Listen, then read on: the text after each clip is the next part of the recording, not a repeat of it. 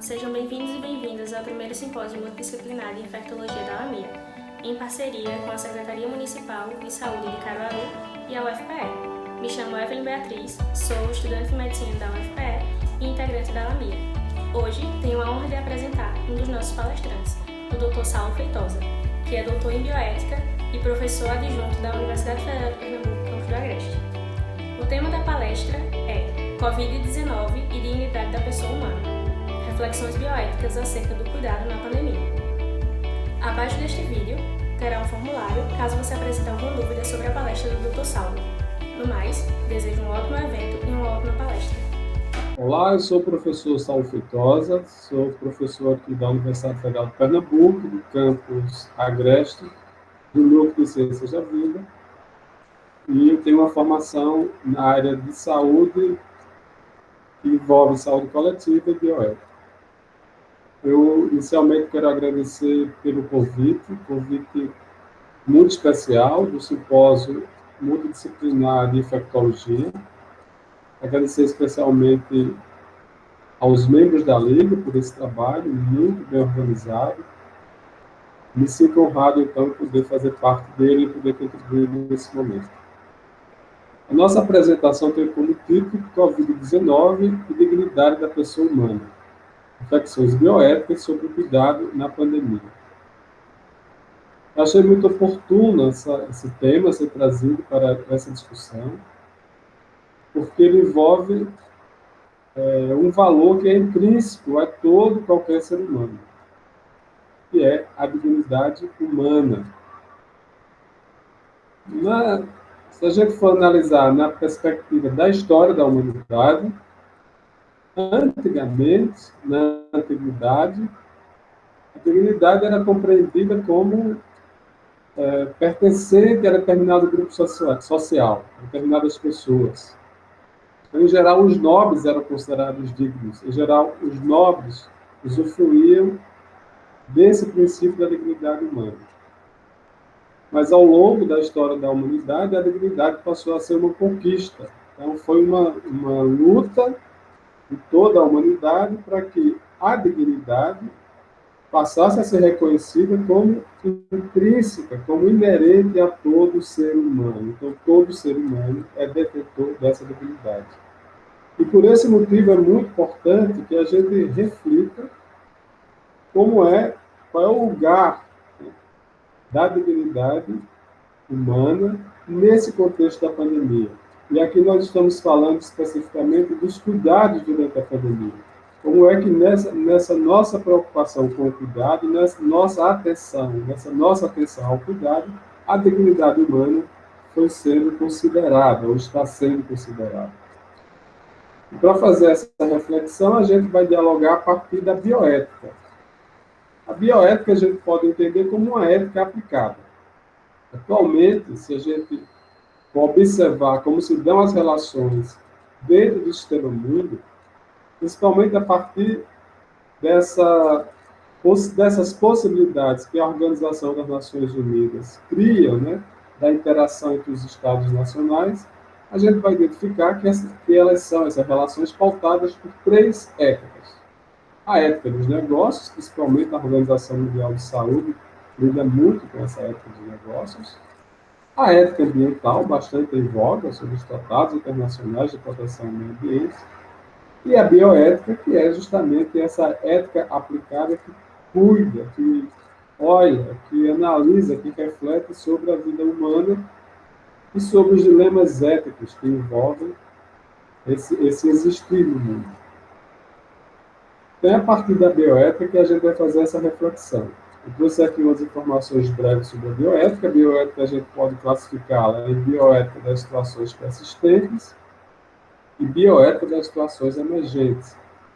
É uma classificação que surge a partir das contribuições do professor René Garrafa, que é professor da Universidade de Brasília, que é uma referência nacional e internacional na área da bioética, principalmente uma corrente bioética que se chama bioética de intervenção. Então, o que seriam as bioéticas das situações persistentes? Ela trata justamente das questões que acompanham a humanidade ao longo de toda a sua existência. Por exemplo, a fome é uma demanda das situações persistentes em bioética. O aborto é uma demanda de situações persistentes. Então, são questões que, como eu falei antes, acompanham toda a nossa história. E a bioética de situações emergentes vai lidar com questões, com dilemas éticos que eles surgem na contemporaneidade, com problemas que eles não estavam postos anteriormente. É exemplo do uso de células-troncos. Então, as células-troncos elas passaram a ser muito debatidas nos últimos anos, principalmente nas últimas décadas. Então, os avanços tecnológicos, biotecnológicos, as implicações desses avanços, elas se constituem em demandas bioéticas consideradas emergentes. Então, se trata aí de bioética de situações emergentes. E a bioética tem várias dimensões, principalmente na relação da pesquisa, mas também nas relações interpessoais. Então, no cuidado em saúde, a bioética vai ocorrer principalmente em relações interpessoais. Mas é claro que, para além do cuidado em saúde, há toda uma bioética que está envolvida nas pesquisas, nas formas de como se faz essas pesquisas, sobre o componente ético dessa pesquisa, a exigência ética dessas pesquisas, tudo isso tem respeito à bioética. E para falar um pouco sobre essa discussão bioética no cuidado em saúde, eu trouxe aqui como referência a Declaração Universal sobre Bioética e Direitos Humanos. Essa declaração ela foi aprovada em uma assembleia da Unesco e ela se tornou uma referência para os vários países, para todos os países que são signatários dessa declaração, são os países membros da ONU, da Organização das Nações Unidas.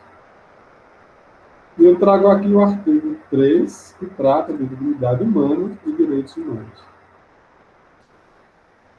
A dignidade humana, os direitos humanos e as liberdades fundamentais devem ser respeitados em sua totalidade.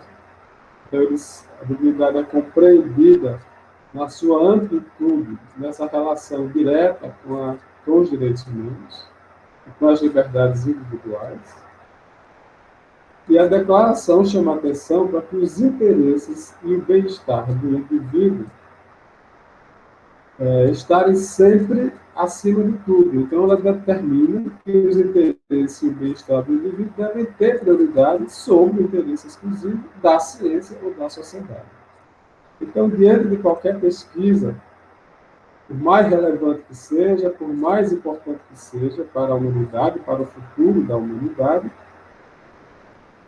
essa pesquisa ela tem que ter em consideração, levar em conta a dignidade da pessoa humana. Então, ninguém pode se tornar um participante de pesquisa desde que a sua dignidade não esteja preservada. Então, a dignidade humana está acima de tudo. E assim também no cuidado em saúde. É interessante a gente trazer essa argumentação, trazer essas informações que estão previstas na Declaração Universal, porque há muitos debates em torno da dignidade, do próprio conceito de dignidade humana.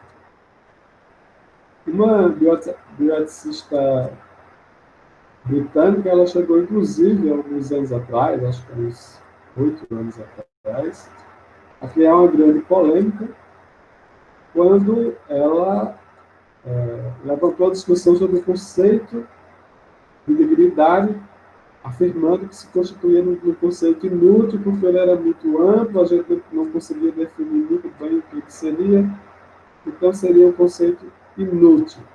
E isso gerou uma polêmica muito grande. Porque é claro que é um conceito que não pode ser reduzido a alguns aspectos. É um conceito, de fato, complexo, que ele envolve tudo que diz respeito à vida humana. Mas o que há de comum entre todos os conceitos sobre a dignidade humana é que há algo intrínseco ao próprio ser humano. Todo ser humano goza dessa dignidade. E por isso ele tem direito a que essa dignidade seja preservada. E em função dessas polêmicas que existem, principalmente essa levantada pela Ruth Martin, que eu trouxe esse artigo da Declaração Universal sobre Ética e Direitos Humanos, para que ele possa, assim, fundamentar esse nosso diálogo, essa nossa conversa. Então, a nossa caminhada aqui, nesse momento, nesse diálogo, é no intuito de tornar presente a questão da dignidade humana no enfrentamento à Covid-19, de maneira especial aqui no nosso país. É uma questão primeira que está posta para a gente pensar, como é que a dignidade se coloca, é que a pandemia ela convive com um mundo desigual. O sistema mundo ele está envolto em várias desigualdades.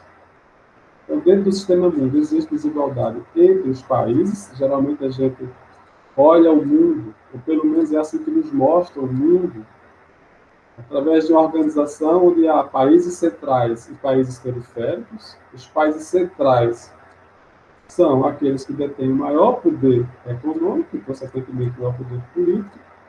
E os países periféricos são aqueles que se encontram numa situação considerada de inferioridade, porque não detêm os maiores índices econômicos e também não detêm um grande prestígio político dentro dessa conformação de chamado sistema único.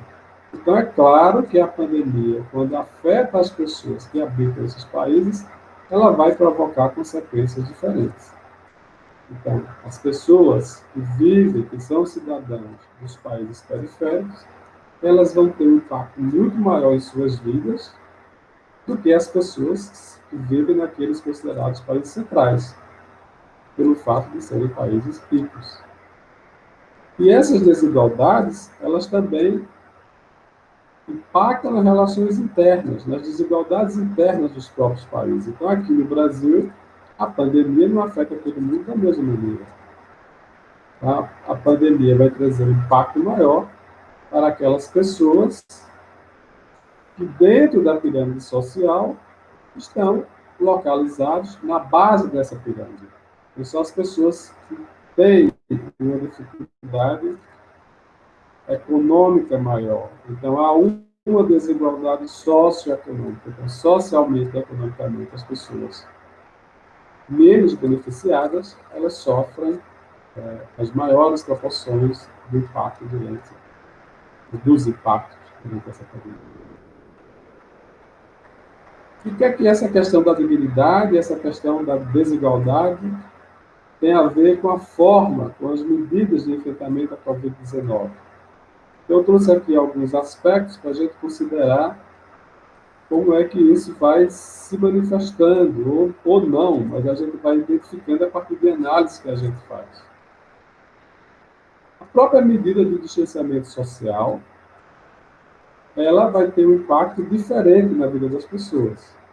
Eu estou aqui contrapondo o distanciamento social à diversidade cultural. Nós somos um país bastante diverso, e nesse país bastante diverso, as pessoas vivem em comunidades distintas.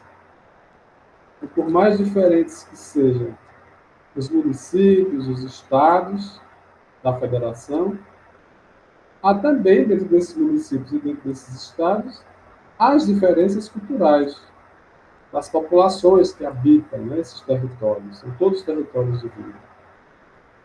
E a gente trazendo como exemplo as populações tradicionais, a gente vai identificar o distanciamento social para algumas dessas populações, ele é muito difícil de ser compreendido.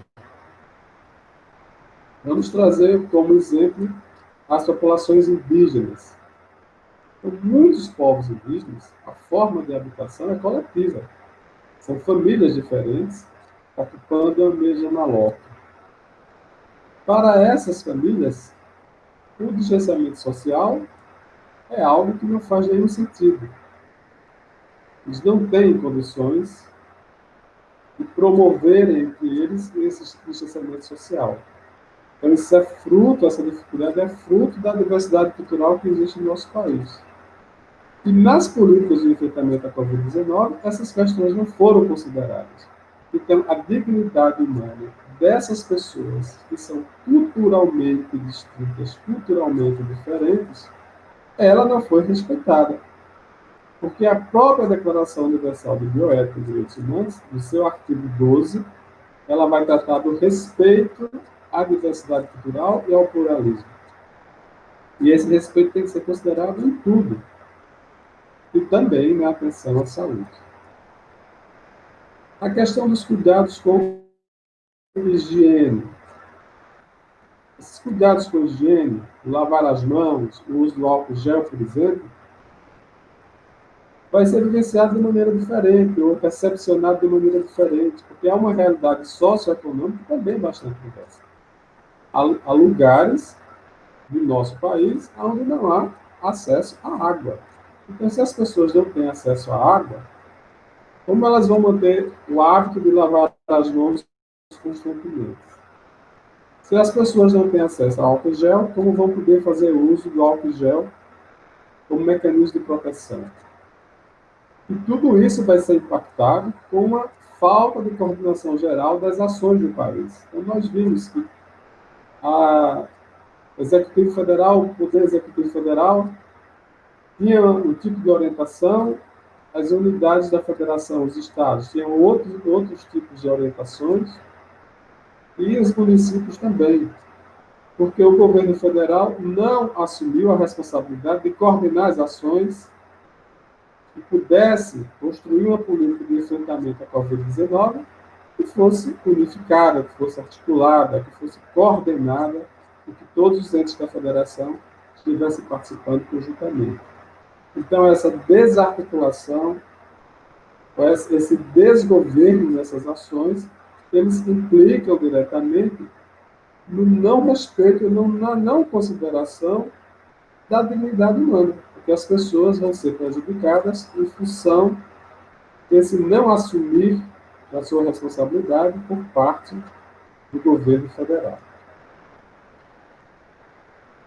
Um outro aspecto para a gente refletir sobre o respeito à dignidade humana é no tratamento dado a pacientes portadores de Covid-19. Aqui eu destaco duas medidas. Uma é o parecer número 4 de 2020 do Conselho Federal de Medicina, que abre a possibilidade de uso de medicamentos sem evidências científicas. Nós acompanhamos muito a polêmica da cloroquina e da oxicodona.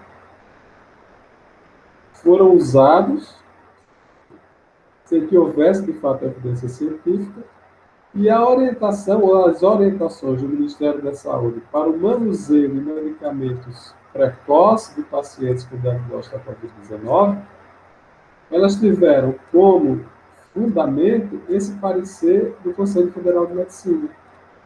É um parecer bastante controverso. Embora ele fale da possibilidade, ele não determinou o uso, ele fala só da possibilidade, mas no momento em que o Conselho Federal de Medicina passou a falar sobre essa possibilidade, o Executivo Federal, o Ministério da Saúde, com base nesse parecer, já recomendou, já orientou, né, que o manuseio de medicamentos para pacientes com Covid-19, e esses medicamentos eram justamente aqueles sobre os quais não havia evidência científica. Então, a gestão pública tem responsabilidade muito grande com a vida dessas pessoas. Nós não sabemos das consequências do uso desses medicamentos sem que antes houvesse sido realizadas as pesquisas. A gente não tinha ainda respostas eficientes sobre a eficácia. A gente entende que era um contexto de desespero, mas dentro desse contexto de desespero, aqueles que são responsáveis pela administração pública, eles têm que seguir parâmetros éticos. E o parâmetro ético que eu estou me referindo aqui nesse momento é a Declaração Universal sobre o Ética e Direitos Humanos, que o Brasil é signatário dessa declaração, mas o próprio Conselho Federal de Medicina tem um Código de Ética Médica que proíbe o uso de medicamentos sem uma comprovação científica. E mesmo assim, houve uma flexibilização. No contexto da pandemia, houve uma flexibilização E essa flexibilização, ela implica diretamente na relação de respeito à dignidade humana. Uma outra questão que foi bastante discutida, justamente no momento em que a pandemia se tornava mais aguda, que a gente identificava que havia uma procura muito grande por leitos para tratamento da Covid nos hospitais, esses leitos não eram suficientes, e aí alguns segmentos da sociedade, algumas associações médicas, alguns conselhos regionais de medicina começaram também a se preocupar e acharam que deveriam exercer um papel e possibilitar aos profissionais na linha de frente algum repertório informativo através do qual eles pudessem pautar suas decisões. Aqui a gente está falando daquela situação em que havia vários pacientes disputando o mesmo leito para tratamento de Covid, e em alguns casos o leito de UTI. Isso, de fato, gerou uma angústia muito grande. As equipes que estavam atuando na linha de frente, além de conviver com toda a apreensão, todo o medo que já há naturalmente pelo fato de estarem lidando com pacientes com Covid, o medo do contágio, o medo da contaminação. Então, a infecção cada vez se tornava maior e o medo da infecção também. E todo o processo de descoberta, porque não sabia como lidar, não sabia como lidar com essa doença, então, em meio a tudo aquilo ali, havia ainda essa situação que, em alguns casos, eram esses profissionais que deveriam tomar as decisões.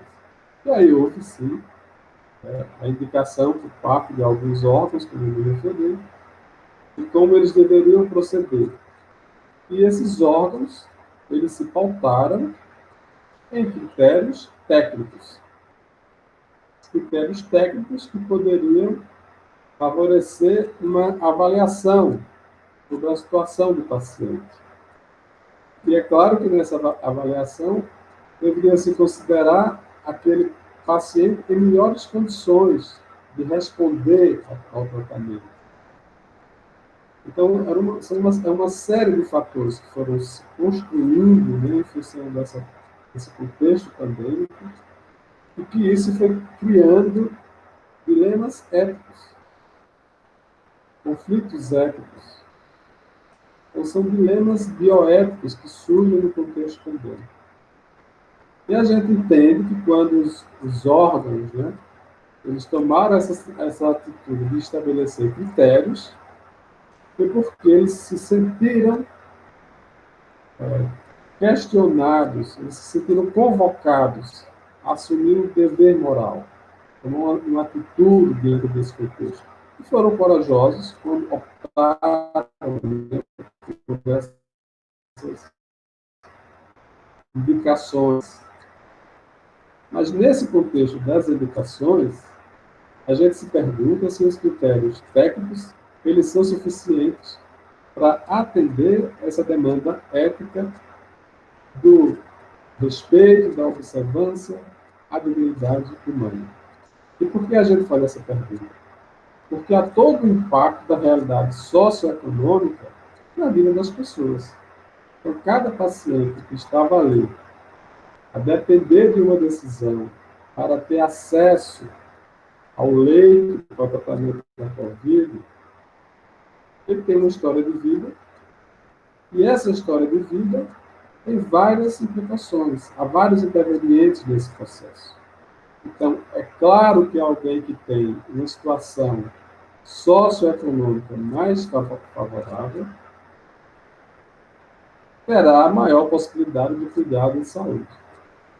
E se ao longo de sua vida ele teve mais possibilidade de acessar essas ações de promoção da saúde, de cuidado da saúde, então, tecnicamente, ele vai responder melhor àqueles critérios que são utilizados para fazer uma averiguação. Então, a importância da gente contrapor esses critérios técnicos à realidade socioeconômica é justamente para a gente não cometer mais uma injustiça. Então, certamente as pessoas, do ponto de vista dos critérios técnicos, teriam menos possibilidades de atender a terapia proposta, eram aquelas pessoas, em sua maioria, ou em grande parte, aquelas pessoas que ao longo da vida não tiveram condições de ter o cuidado à sua saúde da mesma forma que aqueles favorecidos socioeconomicamente tiveram. Então, seriam duas vezes castigados. Um pela realidade socioeconômica, outro pela escolha feita naquele momento, naquela necessidade. Mas é muito complexo a gente poder exigir, né, que os próprios órgãos que fossem fazer aquelas deliberações, fossem fazer aquelas orientações, eles tivessem compreensão de todas essas implicações. Por esse motivo, seria muito importante que todos esses órgãos eles tivessem feito consultas ampliadas, convidassem segmentos da sociedade que discutam essa questão da bioética, das implicações éticas do cuidado de saúde, das implicações éticas da pesquisa por saúde, e, escutando esses diversos segmentos, pudessem construir critérios, identificar critérios, que também fossem os mais justos possíveis, os mais equânimes possíveis. E todos eles estivessem realmente considerando o princípio da dignidade humana. Então, esses exemplos que nós estamos trazendo aqui, eles mostram como, no cuidado em saúde, o respeito à dignidade humana deve ser considerado como um princípio. E aqui a gente está falando desse momento de pandemia, do enfrentamento dessa pandemia. Mas é claro que o princípio do respeito à dignidade humana, ele deve pautar todas as nossas ações nos cuidados em saúde, seja em tempos de pandemia ou não. Ou na relação com os usuários do sistema único de saúde, na relação médico-paciente, dos ambulatórios, nos encontros clínicos que acontecem ao longo da vida dos servidores da saúde, com aquelas pessoas que precisam de cuidado, o respeito pela dignidade humana deve ser considerado como um princípio que vai determinar todas as relações. Então, o cuidado deve se pautar sempre pelo respeito à dignidade humana.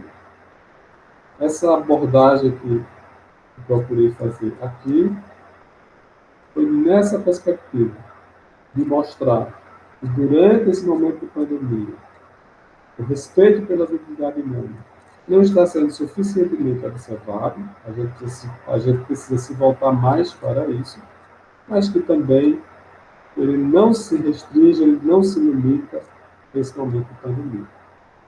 E é isso que a gente espera. Todos os cuidadores e cuidadoras, que todos os servidores de saúde, e todos os profissionais na área de saúde tenham sempre presente as suas práticas cotidianas e respeito pela dignidade humana. E assim eu encerro a minha fala, esses meus comentários, e mais uma vez agradeço essa possibilidade, e aqui eu apresento um pouco as referências que foram utilizadas. Muitíssimo obrigado.